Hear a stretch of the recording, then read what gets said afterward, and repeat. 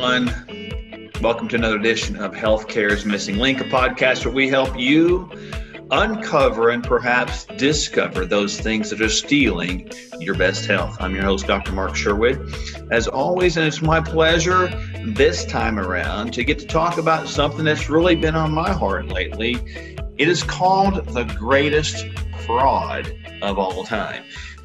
Along the lines of healthcare's missing link, we're many times asked the question, well, what is missing from my health? What are those things that I'm not doing that I need to know, or those things that I need to know that I'm not knowing right now? You get the idea. The point being is, what is missing that's taken away from my best health? Well, it's not something that somebody else can do for you. It's not something that someone else can use to sort of motivate you. It can't be a trainer. It can't be me. It can't be Dr. Michelle. It can't be a counselor. It cannot be a pastor. It's got to be something that comes from the inside. So therefore, this intrinsic motivation factor compared to the concept of an extrinsic motivation factor becomes much more valuable because the intrinsic factors last much, much longer. In other words, when we start diving into really what is missing from our health care or our care of ourselves or care of our own health, it's got to be something on the inside. It's got to be this thing that is in us that's either going to be in us that's causing us to flourish or in us that's causing us to be diminished in our function.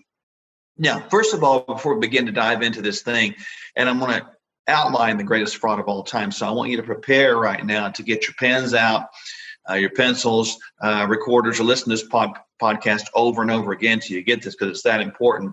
Because inside of us, first of all, before I get into this, we need to ensure that we have this thing called peace.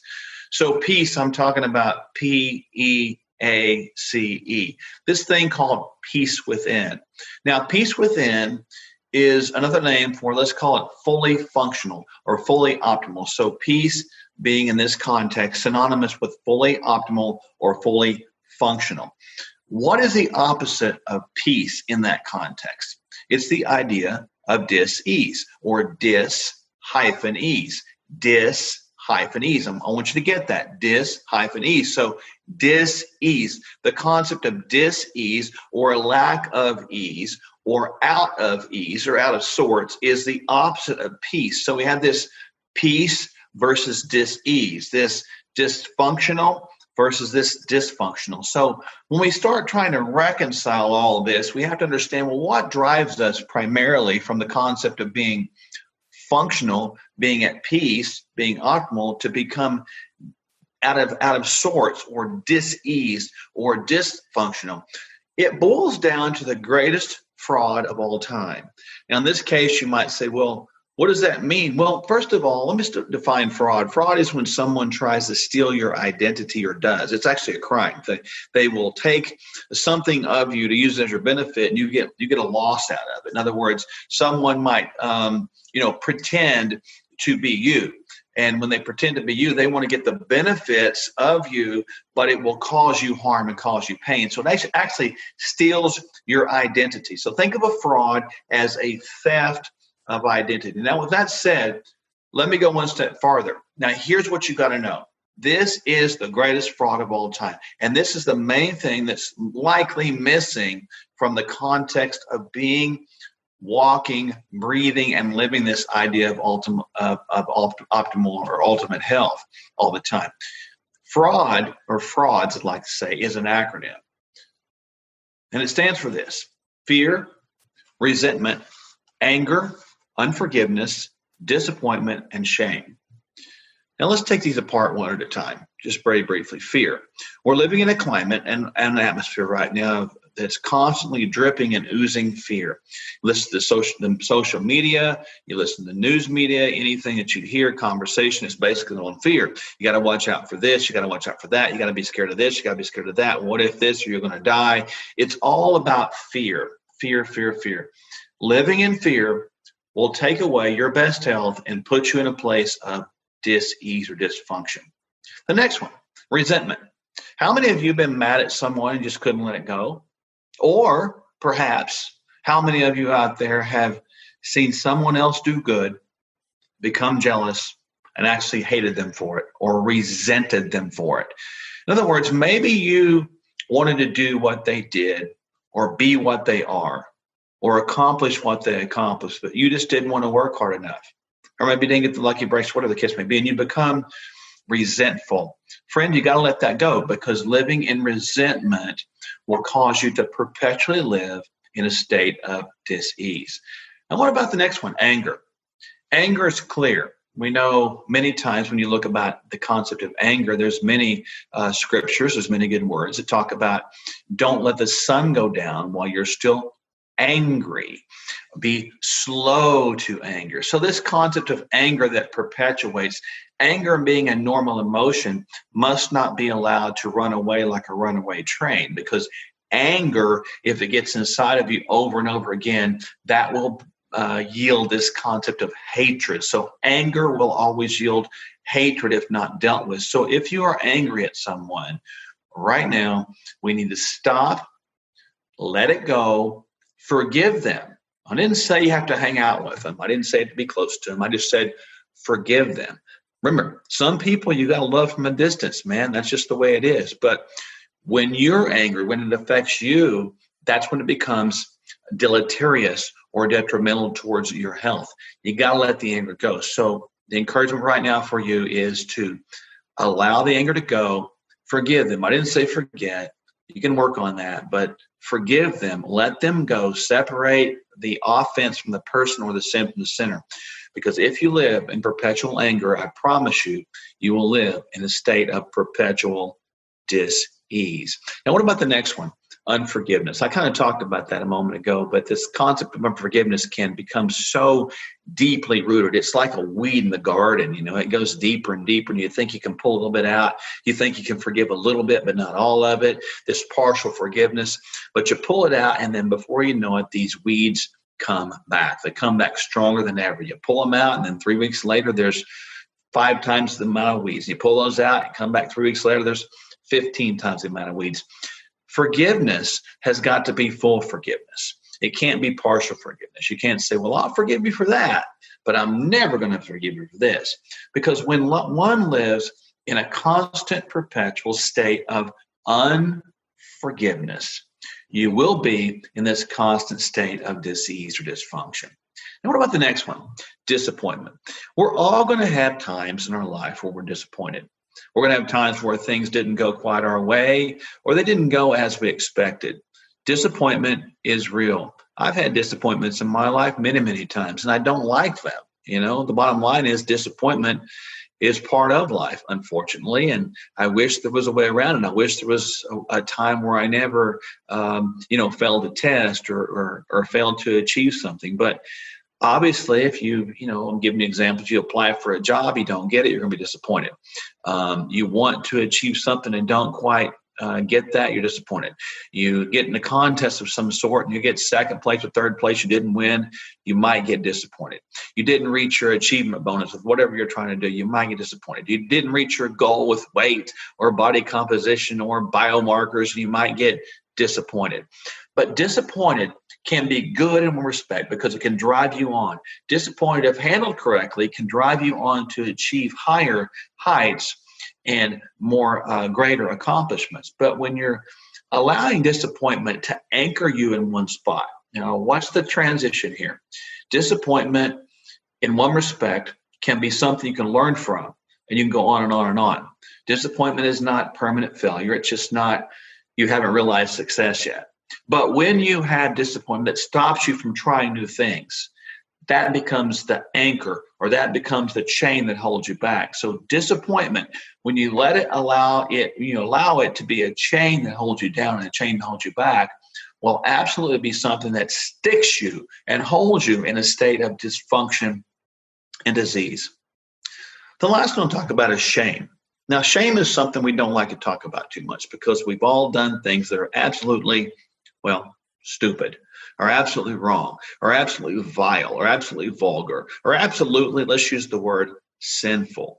We are capable of anything. I like to say that I am capable of anything and everything, both good and bad. That's something I'm not proud of.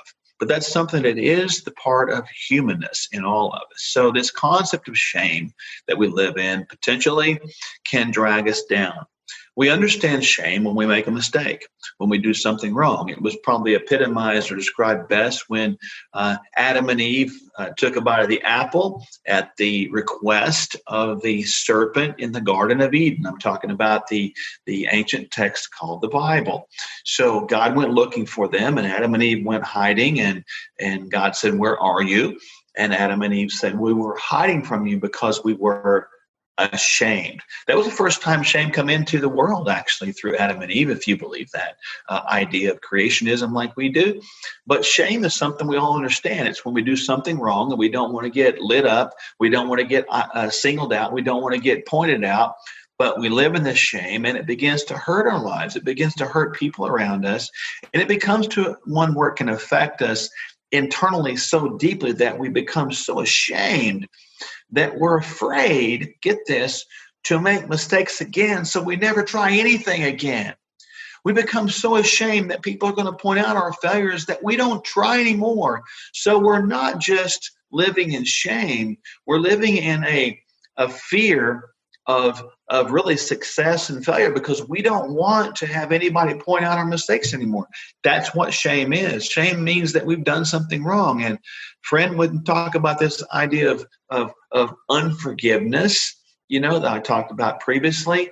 Perhaps that's unforgiveness you hold against self.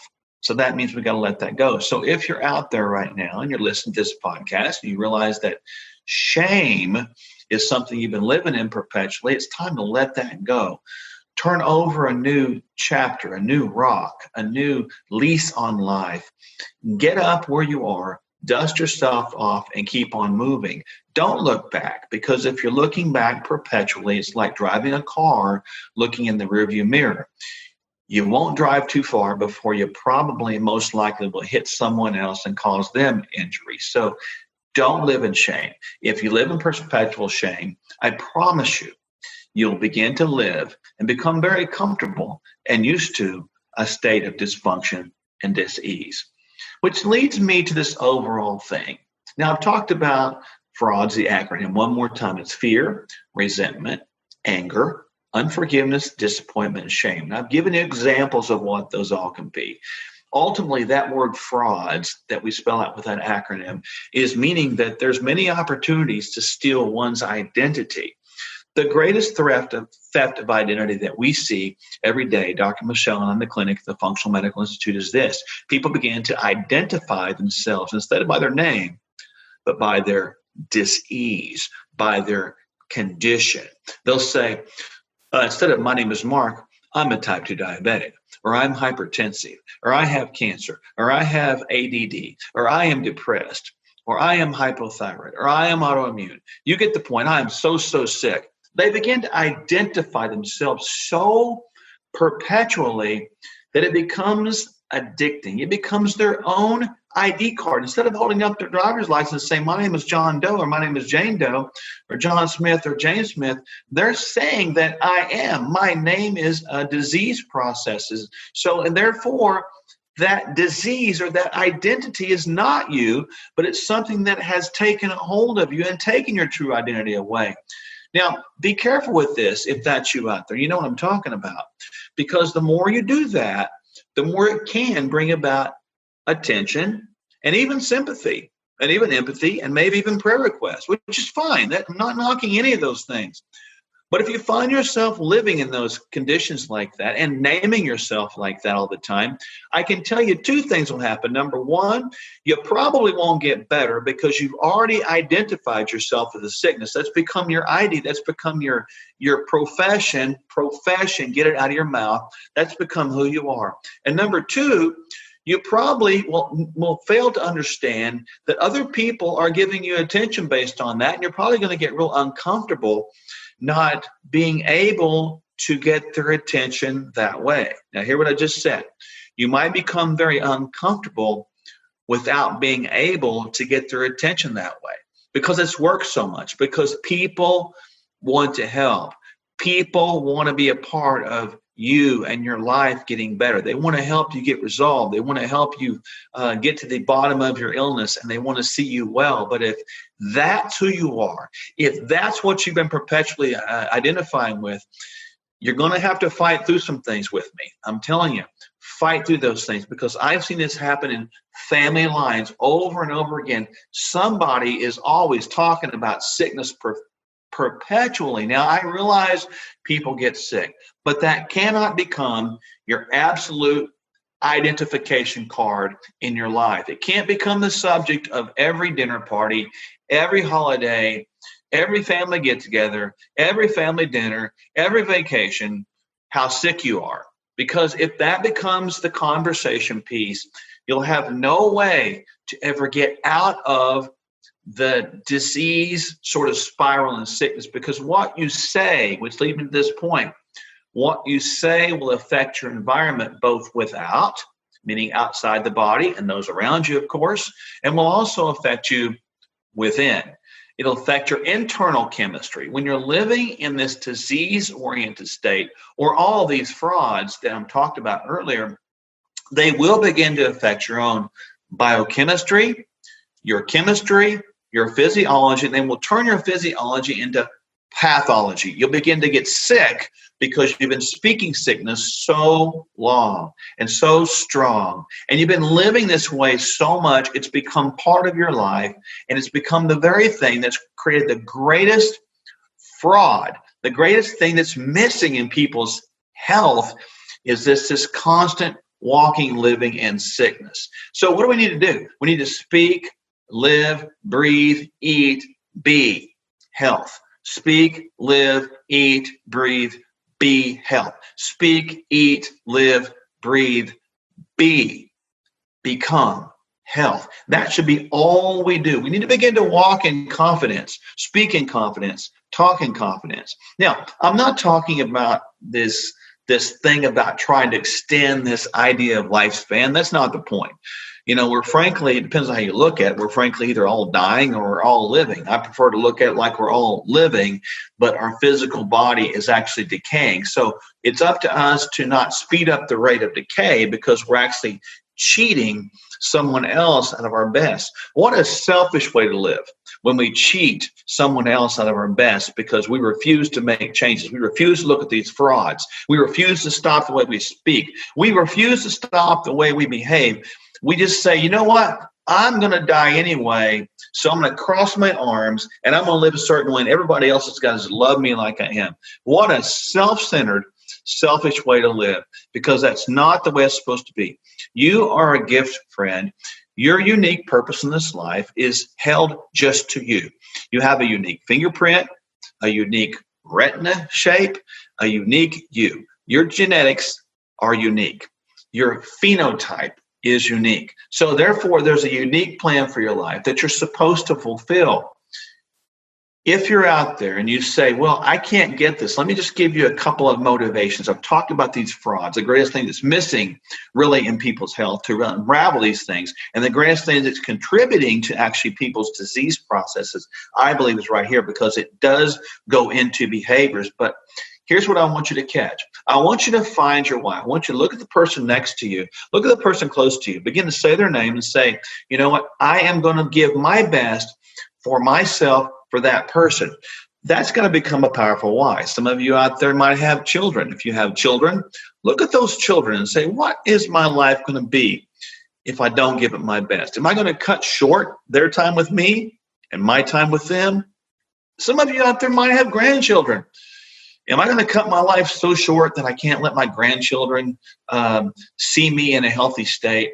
Am I going to cut my life so short that I can't see them grow up and be married and perhaps have children? And finally, friend, am I going to live such a way in healthy where somebody's going to have to change my diaper and take care of me for 10 years? That is the most self-centered way to live.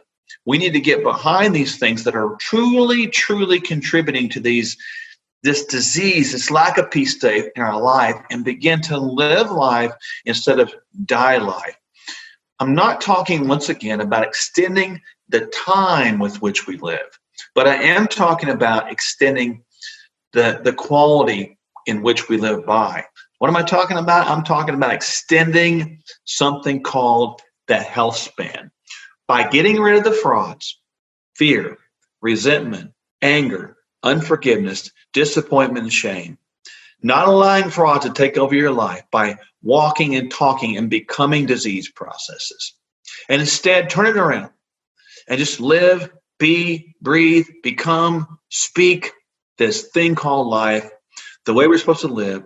And we will see our health span increase, and we'll see those things around us begin to change. And the main thing that we'll see us change is our health on the inside will begin to improve. I hope you've enjoyed this podcast. And one thing that I ask you to do, as always at the end of these podcasts, is subscribe. Find out what's coming up next, who's coming up next, because we've got some great guests from all over the world on our podcast. I want to thank you so much from the bottom of my heart for joining us on Healthcare's Missing Link. Remember, don't let those things that are stealing your health bog you down. We'll look forward to seeing you next time in next week's episode. Bye for now.